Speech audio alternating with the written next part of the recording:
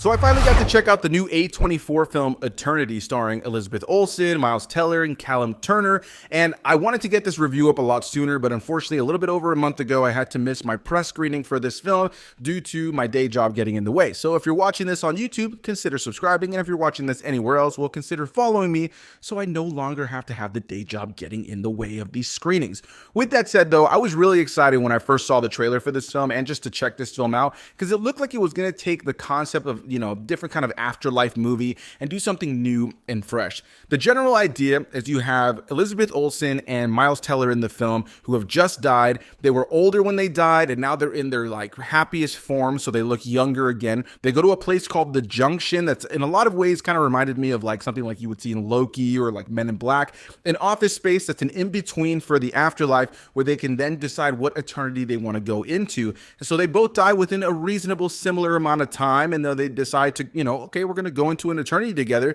except things get really complicated when it turns out that Elizabeth Olsen's original husband, who died in war when they were really, really young, has been waiting there the entire time for her, and so now he wants to go and turn into eternity with her, except she just died with the husband who has been around with her for the last few decades. She built a life with him, she had kids with him, grandkids with him, and so she's struggling with the idea of, does she go into eternity with the husband she never got the chance to live a life with, or with the husband that she's just built a life with? And so I think this film in a lot of ways touches on drama and humor in such a fun way. The world of the Junction and the way it's all explained and the rules of it all I thought were a lot of fun. There's a lot of fun side characters in the film, and all in all, what I could say is I think this is easily one of the most unique and fun films I've seen in 2025. I do have a full review over on YouTube as usual if you guys are interested in hearing more thoughts, but I think if you're looking for something that's outside of the norm and something that doesn't just lean into another franchise or a sequel or a remake or just something that feels redundant, while this film does have predictabilities, and I do think the end of the film does kind of break one of the cardinal rules that is set up in this film,